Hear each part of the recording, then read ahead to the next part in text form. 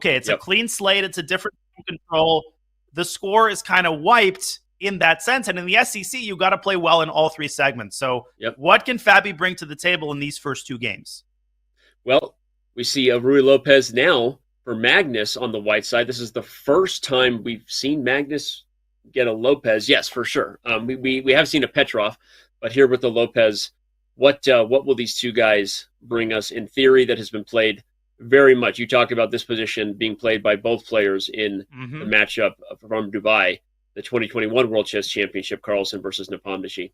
And Bishop C5, that is the Archangel variation, which has been incredibly hotly debated now for well over a decade. And Fabi has been playing it for well over a decade. And it's a very risky line, but it has withstood the test of time, and it's also withstood the advent of new computers. So it's actually a very robust variation.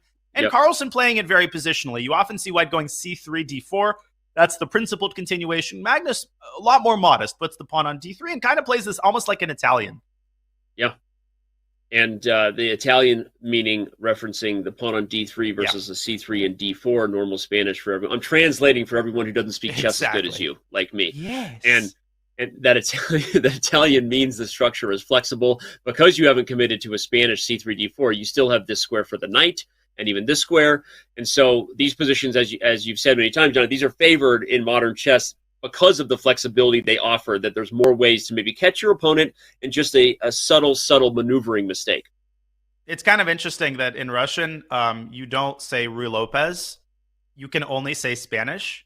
And I started to realize that not everybody actually knows what Spanish refers to. I think Rui Lopez is more popular in the English-speaking chess terminology. So it's fun that openings have different names across different languages. Anyway, totally unrelated point. Does totally not contribute confusing. At all to the discussion. Honestly, that stat was completely irrelevant. I'm going to tell you that. That was just... No, I'm kidding. It was just so irrelevant. I mean, it was so irrelevant. Like, oh my God. Oh my God. But, all right, Queen E2 is played. The rook comes to D8 quickly. Talk about these structures real quick, Danya. The fact that Black allowed the bishop to take on C5 to play DC is all part of the plan for Black to kind of overemphasize control over the D4 square and the D4 break, right? Yeah, I mean, I will point out, as Sergeant Silverwater says, the speed by Fabi has been great. In terms of the structure, it's like the definition of, both a strength and a weakness at the same time. But the structure's ugly. You've got the doubled C-pawns.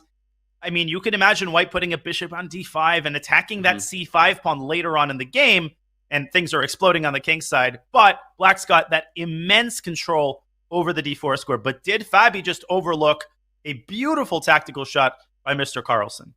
Look at that move. Knight G5 is a double attack on F7. It also opens up the queen to hit H5 for all visual learners out there. Get your coloring books out. I'm about to draw some arrows. You could play Knight F4 and gain a tempo on the queen, but you lose F7 with check. But can you take it with King F8? What? Can we go to the back cave here? Analyze this thing? What is going on in this position? I have zero ideas. Oh my God. Knight F4. Magnus's idea might be knight takes F7 with the queen sack. What?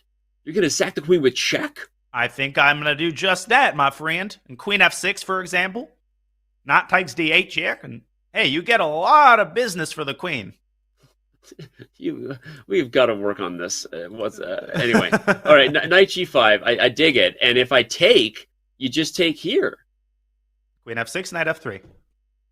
And White is coming to life. If we see a queen sack in this game, Knight G5, Knight F4, and Knight takes F7, when do you let your queen get taken with check for a minor piece? Unbelievable. This is an unbelievable idea. And there's also like C4 in this position. You could sack it back, but I don't think that works out for Black. Fabi's calculating this. You can just sense the wheels turning in his brain. And Knight F4 has been played, and Magnus goes for it. Oh my God. We're seeing it on the board, ladies and gentlemen. The exact line predicted. A queen sacrifice. Black is okay here. Obviously, we're all kind of, on the edge of our seat with that sacrifice of the queen by Magnus, but what a crazy idea. That is just... But unfortunately, the fireworks have subsided, and, I think Black's in the driver's seat here, to be honest, Danny. Yeah, I mean, the eval bar says Black should be in the driver's seat. You have a queen for a rook and a knight if we're doing exact comparisons.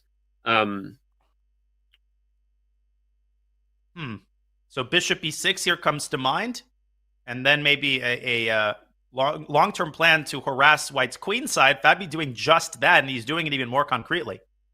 Yeah. This is another chance for Fabi. This might be actually his biggest chance of the match because he's clearly better. He has Magnus reeling. Yeah, c4 was a very good move, by the way. If the knight took, everyone, the bishop hung. If the bishop took, the b2 pawn fell, so the bishop had to gain a tempo. But now on queen g6, you have a threat of bishop h3, and Magnus goes for this with knight c4. All right. Okay, knight e3. Right. Rook, maybe bring the rook into the game. If you're Fabi, maybe rook f8 or even h5 is the kind of move he likes. Okay. A rook and a knight and a pawn for the queen. That equals 9 points. But again, the queen better most of the time because of the ability to flex her power with one swift move, target things on both sides of the board. The rook and knight have to have optimal coordination at all times to compete. And now notice that queen takes e4 runs into bishop c2, so that's not possible. Black's only chance is to attack the king side because white's structure is watertight. But if Fabi can get the pawn to h3, which he's going to do, that's going to provoke weaknesses on the king side. And in a time scramble, there's nothing more difficult than playing against a queen that's running amok. Agreed, Town. Population us. Bishop Carlsen. c4. I don't think you... Oh, he does trade. I was going to say... h3? Okay, h3, g3. No, knight e3. Yeah, I mean, h takes g2. That pawn is immobilized. He's going to move the rook. Move the rook, but where do you put it? Yeah, and then while while Magnus is gathering this pawn, Fabi's going to go after the e-pawn. That's exactly what I was going to say. I don't know. It looks like white might have a fortress here, but it's easy to get forked. And Caruana's going to try to restrain white's pawns, first order of business. Second order of business is to use his majority. But that knight on e3 is a monster, Danny. I think Carlsen is holding this. I was going to say, the more I look at this, I think it's more likely that Carlsen wins. Look at the mutual time pressure. Okay. Now it's very reminiscent of the Carlsen Nepo game from the World Championship. Oh, yeah. This is wild. Look at that. Oh, look at 4! If you take it, knight d5. Oh, so close to winning the queen. Fork. But Caruana stays on top.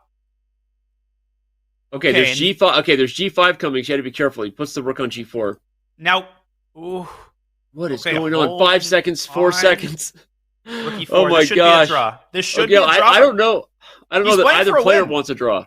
No, Carlsen is definitely the one playing for a win here. Definitely. I agree. Given the time scramble. If you go c5, there's queen g1 though, picking up the pawn. Oh, queen g1. Okay. Here comes the king. Oh my god.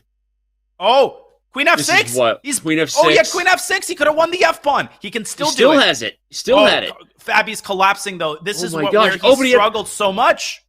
Here comes g5. He just gives up the pawn. Oh no, king d7. It's going to be over. This is just like Carlsen Nepo, and he's just pre-moving. It's over. Dude, the knight is such a monster. Wait, he just needs to cross that last hurdle here. And he does. 7 seconds, 1 second for Caruana. Wait, it's back to maybe a perpetual check? No, there's just no way you can. No way. No more checks. That's it. And the knight